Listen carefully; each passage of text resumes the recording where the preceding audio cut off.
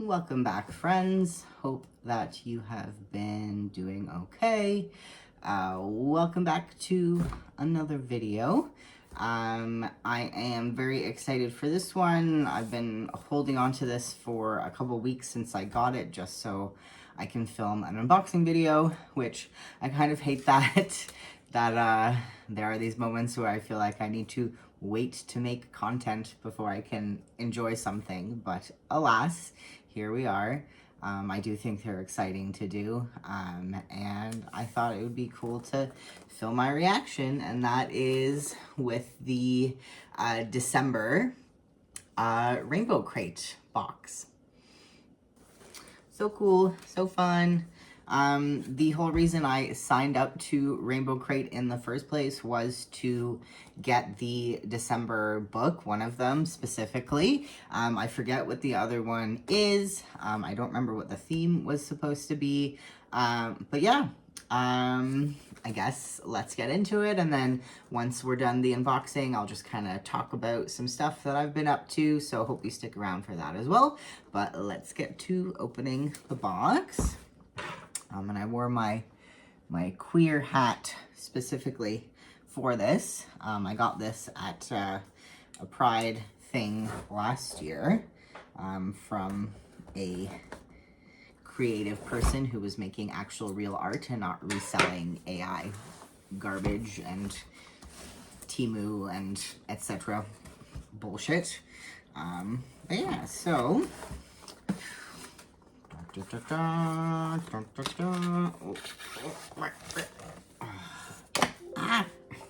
fell out. That is the card that came with it. It is, what is it called, I guess? It says, have you ever wanted to leave all of your responsibilities behind? Our December books are here to answer that question. Dive in and be swept away while your feet stay firmly planted in your living room. So, book number 1, this is the reason that I wanted to get it in the first place, is Can't Spell Treason Without T. I love this book series. This is the first one of the series by Rebecca Thorne. Immediately a favorite author for me now. I want to get everything she ever has and everything she ever will write. There is a, what would it be called? Maybe it's a sci-fi kind of thriller-ish thing that she's written. She self-published it and it just got a traditional release. It's called The Gilded Abyss, and then she is writing a solar punk thing called Mossed in Space, and I'm very excited about that as well. And she's also written a craft book, a writing craft book, which it's still on my list. I have to get it. I have so many craft books I still need to read. But yeah, so that is book number 1, and book number 2, excuse me, is Static Crush by Alistair Reeves. That's the second one. And that, let's see, it says sci-fi, MLM, gay male MC, gay male love interest, disabled Latinx femme, secondary character, pansexual black secondary character. I don't know anything of what that is about. It looks like it won the Waddy Awards in a year that I can't read on here.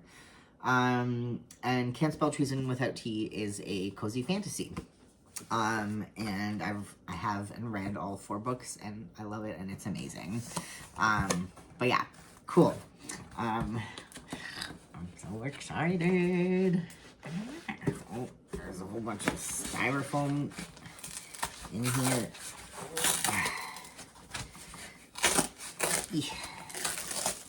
Oh. Okay.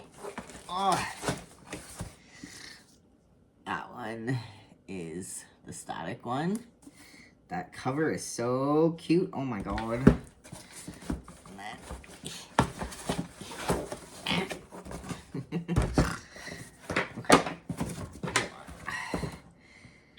let's get the wrapping off of them so we can look at them better. But oh, already, I love that. And I remember this felt very dicey to do when I did it last time, taking scissors to it, but if we're just very careful. Hold on.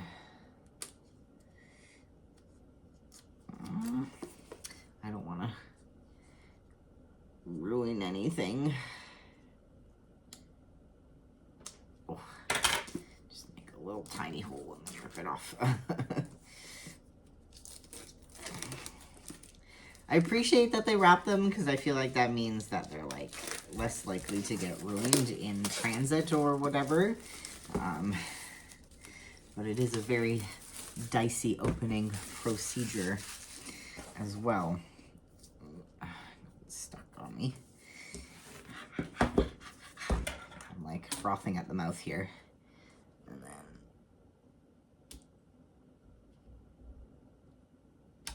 oh.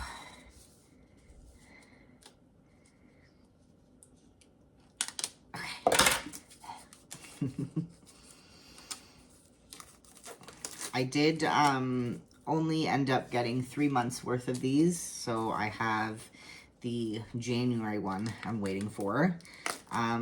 Just because, you know, it's very much a luxury expense, and I do need to save money now for all the stuff that's related to getting my top surgery, which I haven't set a date yet, but should be in like mid-June-ish.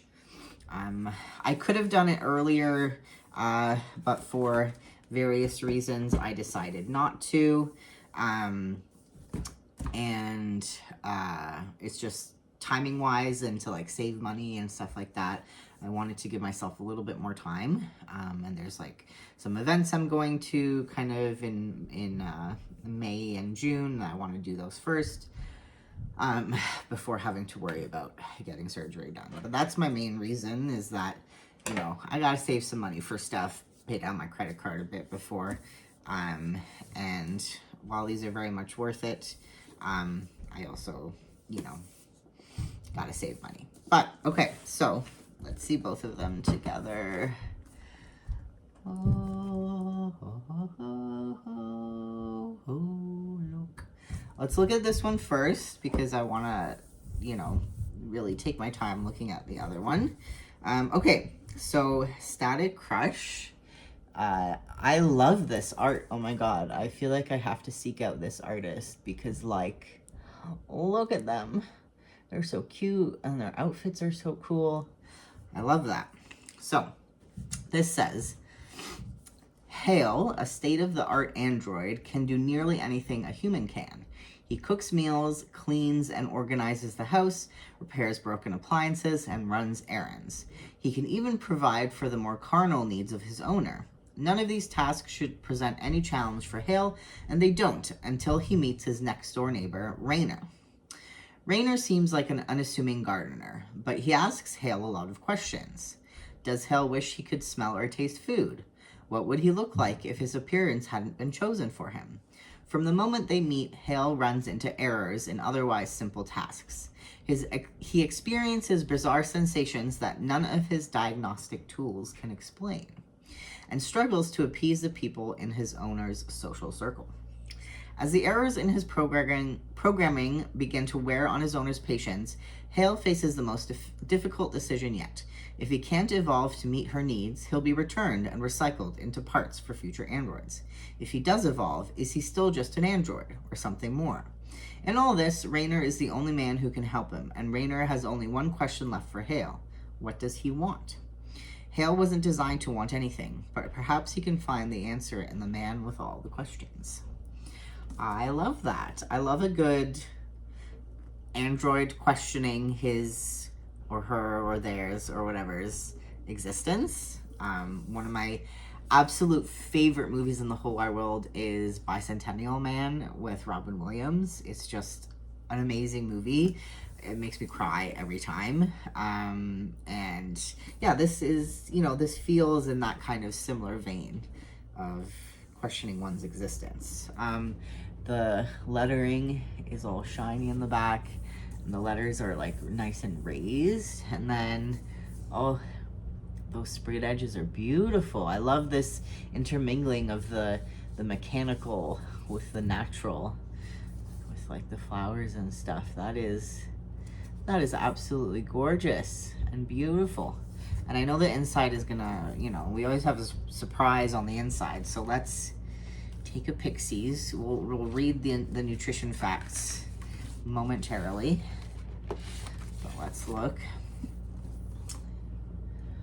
So we've got front,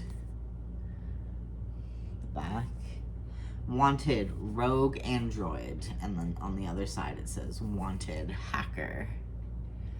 That's very cool.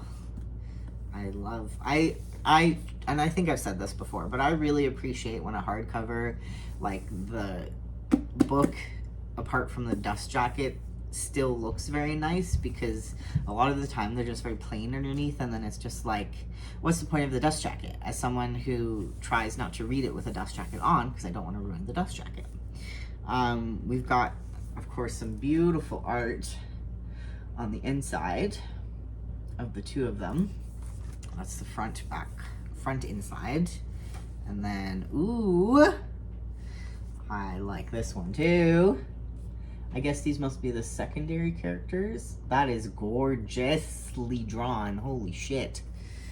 I really want to get into drawing more, and I really love like nice inky drawings, and that just really scratches an itch. That's beautiful. And then let's see, in terms of the nutrition facts, I love that they do this. It says 58 chapters per container, static crush, 520 pages. Representation, I mentioned that when I was reading, but it says gay male, disabled Latinx femme, pansexual, Latinx, black. Genre, adult science fiction.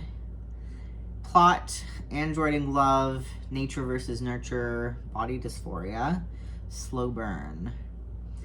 It is 100% adult, not young adult, and it is third person present. And then it talks about the author in the Mac as well, and that says Alistair Reeves, he, him, writes romantasy about messy queers and morally grey characters. Born in Canada, ooh, Canadian. He moved to England to indulge his addiction to hot beverages. I feel that. Can I do that? I want to do that. Though he graduated from Sheridan College with a bachelor's in animation, he mostly uses his artistic skills to draw his characters kissing, and I feel that. His influence ranges from Dragon Age to Dan Mei, which is, I think, specifically Chinese, like, kind of boy love stories. I just found out what that was last year. And when not writing, he can be found playing D&D or tending to his frankly absurd collection of succulents. That is one thing I am not. I am not a plant gay. I cannot for the life of me keep plants alive. I tried to have 2 ivies and they are failing. I just don't think they should be by the window, but like I don't really know where else to put them because like I want to see them and I don't want my cats to eat them. So, alas. Okay, now let's go to the one that I was looking forward to the most. Can't spell cheese in without T. So this is Raina and Kianth is how I found out it's pronounced. I'm pretty sure Kianth. I thought it was Kianthy because there's an E at the end. So I thought that was an E sound, but Rebecca said it in a video and I'm fairly certain it was Kianth. But that's cool. So that's them being all cute and in love. And then that's the back. And the back says, In the tradition of legends and lattes comes a cozy fantasy steeped in sapphic romance about one of the queen's private guards and a powerful mage who wants to open a bookshop and live happily ever after. If only the world would let them. All Raina and Keonth want is to open a bookshop that serves tea. Worn wooden floors, plants on every table, firelight drifting between the rafters, all complemented by love and good company. Thing is, Raina works as one of the queen's private guards, and Keonth is the most powerful mage in existence. Leaving their lives isn't so easy. But after an assassin takes Raina hostage, she decides she's thoroughly done risking her life for a self-centered queen. Meanwhile, Keonth has been waiting for a chance to flee responsibility. All the better that her girlfriend is on board. Together, they settle in Tawny, a town nestled in the icy tundra near Dragon Country, and open the shop of their dreams. What follows is a cozy tale of mishaps, mysteries, and a murderous queen throwing the realm's biggest temper tantrum. In a story brimming with hurt, comfort, and quiet fireside conversations, these two women will discover just what they mean to each other and the world.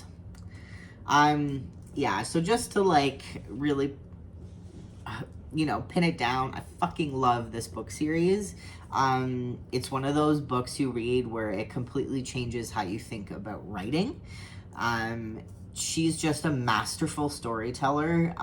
She's just so good with plot and characters and having multiple things going on at once without feeling overwhelming, and just really pulls you along in the story without it feeling overwhelming. You just want to keep reading and reading and reading, and you want to find out what's next. And I just read through them so fast, and I will reread these books till the end of time. They're going to end up looking like my Ella Enchanted book, just all fucked up from having it in my grubby little fingers all the time.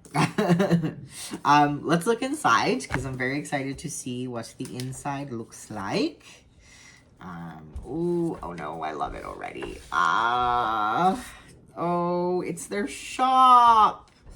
Okay, hold on. We have to do a full open. Look. It's their shop. Oh, that is beautiful. That's exactly how you picture it. It's got her little Everflame that Keonth spells. Hold on, I have to look at it properly. Yeah, it's got her little Everflames. It's got all the plants, the different color mugs, the little cake, all the little spots to read. Oh, the big front doors. I love it.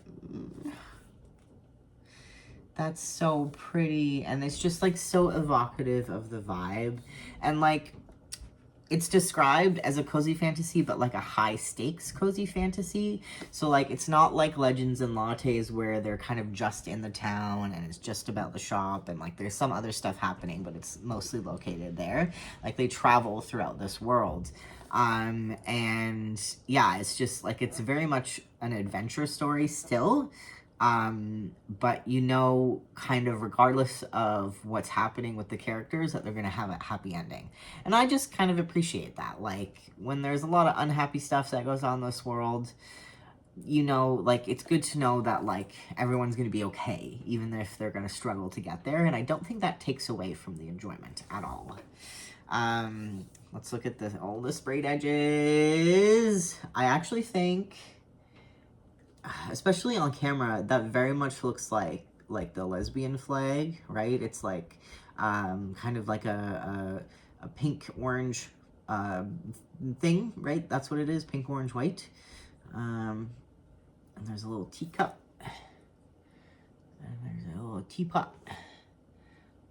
Oh, it's so pretty. And then let's look at the inside covers. Because I caught a hint of it. Ooh! Oh, the dragon is sexy. Why is the dragon so hot? The dragon is really sexy. Stop. That makes me laugh. They're not described as hot dragons at all. That really makes me laugh. Come on, can't you tell me That is not a sexy dragon. Like, look at his muscles. He's so muscly. That cracks me up. That's not how I pictured them at all. I pictured them just like very much, I don't know, more animal. That's a very anthropomorphized dragon. He's so hot. Oh, that's so funny. And then there's Kianth riding her griffin, which is very cool. It's a very beautiful, like, obviously a very beautiful scene, but like, why the dragon's so sexy? Oh, that's gonna make me laugh for a while. Oh, the other cover is the same. Oh, I kind of, it would have been nice if they were different, but that's okay. Two very sexy dragons for the price of one. Oh, that made me laugh. Anyway, that's really funny to me. I did not anticipate that. That's a fun little treat, I guess. Okay, so let's look at the nutrition facts.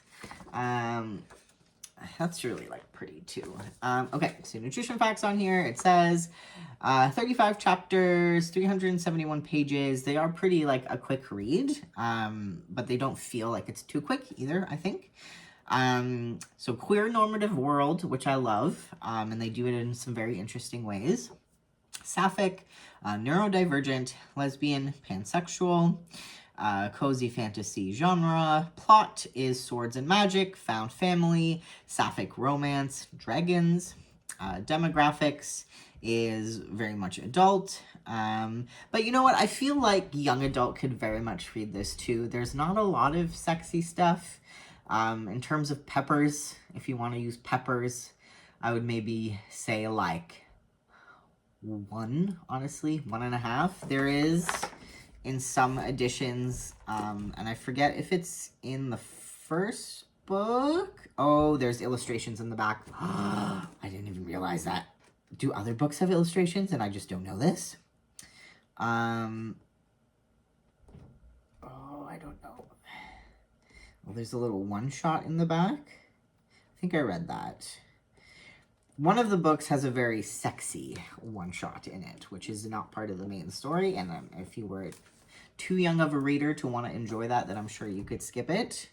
Oh my god. Oh, okay, so hold on. Let's look at the art gallery.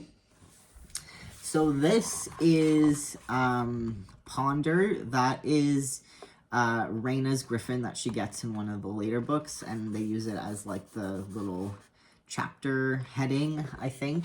I'm pretty sure in each chapter. This one uses... This is different than I think it is in the original thing, but it uses the teapot and the teacup. So each chapter has that. The art gallery is a nice little treat. This is the art that they use on the original edition as like the front and back piece. That's another kind of view of their tea shop. It's gorgeous. This is beautiful as well. Very cozy, very sweet. And then, see, this is what I imagine the dragon's looking like more. The ones on the inside cover is just so sexy. It's a sexy dragon. Yeah, that's how I imagine them more so. And then, oh, this is so cute. So it's funny because I imagine Kianth with quite long hair, but she's been depicted here with short hair, and Raina's the blonde. This is a beautiful, beautiful piece of art. My goodness. I really like that. I gotta look up these artists for sure. It says, I can see on the top there, it says who they are. That's really cute. And then, that's a really cute one. Kianth is the big bookworm, so she's carrying all her books. Probably, I feel like I know exactly where she got those from. And once you read the story, you may know as well. And then there's acknowledgements. Cool, I love that. And then, of course, Rebecca. Rebecca's the author. She seems so sweet, by the way. Her and her wife are adorable. They're doing a whole thing with trying to get, like, barn cats and whatnot. That's a whole escapade that's going on Instagram. But here, so it says Rebecca Thorne is a USA Today, Indie, and Sunday Times bestselling author. Go Rebecca. Well deserved. Specializing in all things fantasy, sci-fi, and romance. When she isn't writing or avoiding writing, she's either working as a flight attendant or hiking in Colorado with her lovely wife and their dogs. There's also dogs. Rebecca has an MFA from Emerson College and dedicates a large portion of her platform to writing and publishing education. Like I said, there's a craft book she's written that I really want to read. She's also a self-described very fast writer. I don't know if I could ever write as fast as she does. Maybe she just has a really good outline, and then that way she can kind of zip through things. But there was this whole thing with like one of those spinning wheels. And like if she wrote a certain amount of words, she got a treat. And I was like very close to convincing myself to do that as well. But I didn't. Oh my gosh. As always, it's such a treat to unbox these because like they kind of tell you what's going to be in there, but I think generally the art is a surprise. And yeah, these are just, I mean, they're gorgeous. I really like them. I'm excited to have this beautiful version on my shelf.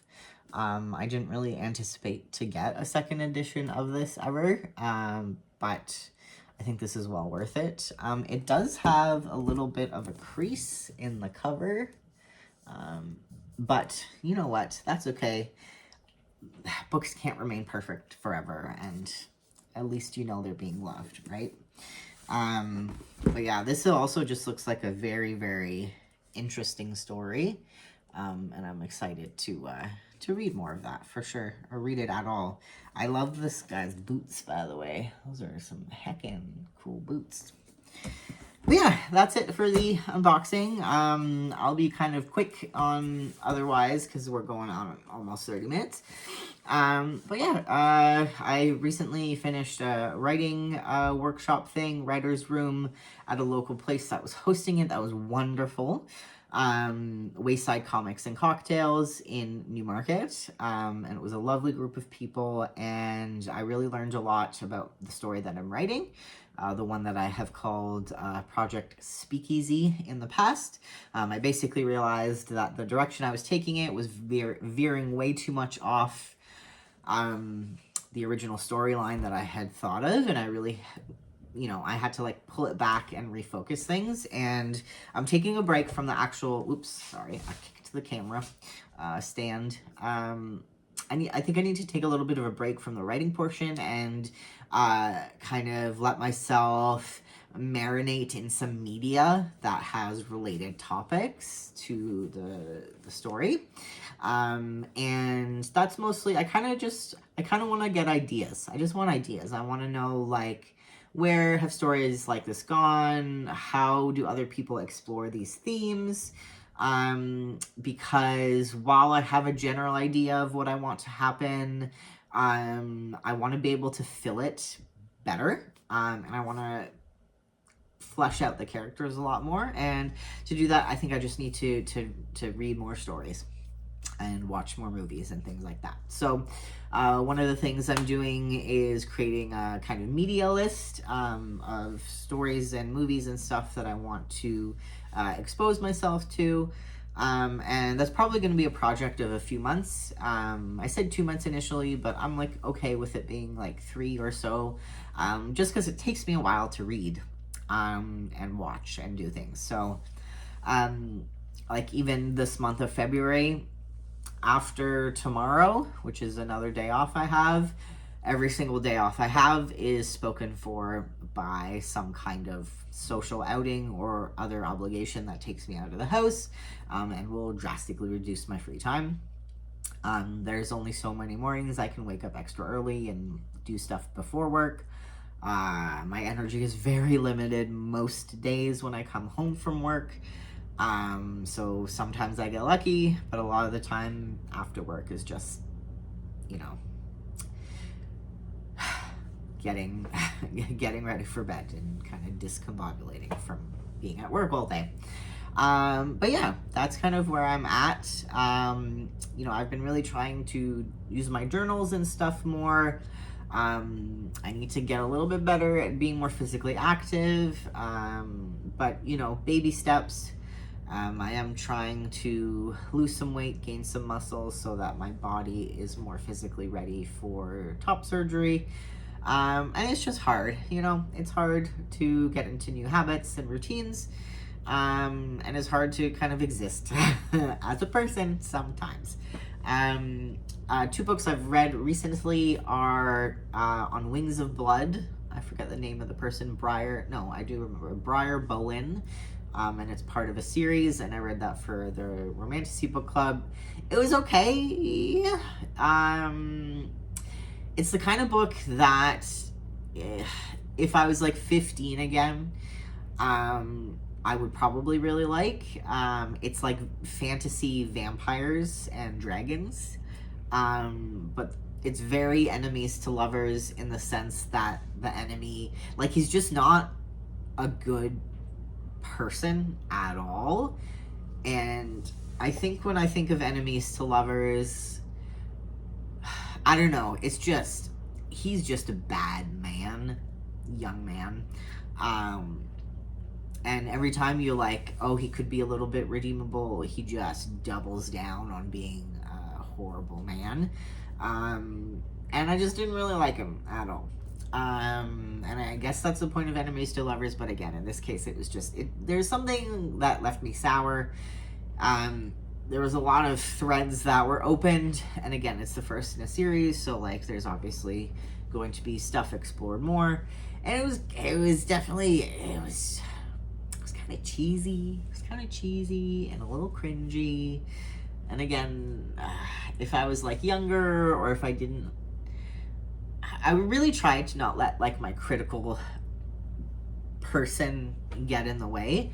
And like, there's a part of me that would continue reading the series, but I also just have so many things I want to read that like, I don't really have room for something that I'm kind of like, ugh, so about. But like, it's like fun and it's silly and it's like fine, and I guess, you know, I don't want to harp too much on it because it's for somebody, but maybe just not 100% for me, and that's okay. A book that was 100% for me was You Weren't Meant to Be Human by, oh my god, Andrew Joseph White. And I showed that off on one of my last videos when I did the Rainbowcrate and Illumicrate, and I finally read it, and it was so fucking awful, but in the best way. It's a very discomforting book, very discomforting themes. I think especially as a trans guy who never wants to be pregnant, it was really fucked up. And it was wonderful, and it was weird and gross and awful and great. And I'm so excited to read more of Andrew's work. It was just, it was so good, and I had to force myself to stop reading, because I was just gonna be like, I would stay up until 5 in the morning, and I can't do that. But yeah, it was wild. I mean, it really explores themes of like, well, first of all, mental health and body dysphoria, like to the nth degree. You know, kink shaming and just shame and guilt. I guess like capitalism and just like America, the state of America. It's very much a commentary on that as well. Human rights, you know, it's like, it's very cultish in a not cultish way, self-autonomy and just all sorts of things, and it was just wild and freaky and weird, and I fucking loved it. I loved it. Yes. So those are the 2 books really that I read in January. I have started reading Count of Monte Cristo. That's for the Books Are Sick long read. We are reading that for 3 months. I keep saying I'm a little bit behind, but I'm catching up a bit, and it's as long of a book as Count of Monte Cristo is. It is a very fast read, and I've been reading it on an ebook, and I did get a physical book. I will grab it. It's right over here. um, considering that that's how big the book is, it is a very fast read. I am just a bit past page 231 because I've been reading it, excuse me, just as an ebook. And I wanted the physical book because I wanted to be able to mark off what date we're supposed to be at, what chapter, and like physically be able to see it. And I just have a bad habit of, I want to buy the physical book. But admittedly, I don't know how much I'm going to read the physical book because it is so fat. Like, I just grip it and then, like, to hold it open isn't, like, I can barely grasp it. But my fiance had to, like, just ogle it for, like, 10 minutes to be like, oh my god, look at that book. It's so thick and chunky, and oh my god. And I know. But yeah, so I've been reading this, and it is very interesting. There's a whole bunch of stuff that I don't really remember from the movie that I watched. It's like the Guy Pearce one. And it's also been a long time since I've watched it. I do want to rewatch it. There is a newer French version, as well as a TV series that came out at some point that I would also be interested in watching. And I did I did listen to a podcast about Dumas. That was really interesting to just like really learn more about his life and who he was and how these stories were inspired, and a lot of like real life political intrigue and stuff. But yeah, so I'm also reading this. Like I said, that is a long-term read, so we're slowly moving through it. But yeah, it's pretty gripping, and like I'm so curious what happens like in this whole chunk, because how much revenge can one do? I don't know. But yeah, it's very interesting so far. I also have a pile of books, like that media that I'm gonna read for the book that I'm writing. Like these are some of the inspirations. Whatever that will tell you, but there's a whole other, like, there's a whole bunch of books that I want to read for it. So, yeah, that's it. You know, hope you guys are doing well. Again, feel free to comment. I am taking a bit of a social media break. I've deleted the app from my phone, so if I want to go on, I have to re-download it, and I'm really trying to only, like, check messages if I get messages, and like if I'm specifically posting something. So I will be less active on there. I am working still on having maybe a Discord, and I'm kind of battling between, do I have a smaller, more private Discord that is just kind of for people I know? Do I kind of just open it to everybody, including people here? Because I do think having that community aspect is really cool. You know, I've seen it done from other people, like Books Are Sick and stuff, so I don't know. Do I try to do all that myself? We'll see. And another thing I'm planning is a newsletter of sorts, because if I'm not really on social media, I would like a place where I can be like, this is what I'm doing, these are some pictures I took, and this is da-da-da, and, you know, I feel like it's a little bit more of a curated snapshot of what I'm doing with my life, and sharing it, you know, if people want to read it and stuff, then they can, and if not, that's okay. I'm really bad at reading other people's like newsletters, although I had the idea I want to make an email that is just for newsletters. That way it doesn't clog up everything else, and I think that will be smart. But I have yet to do that. Yeah. Okay, that's it. Take care of yourselves. Love y'all, and see you in the next one. Bye.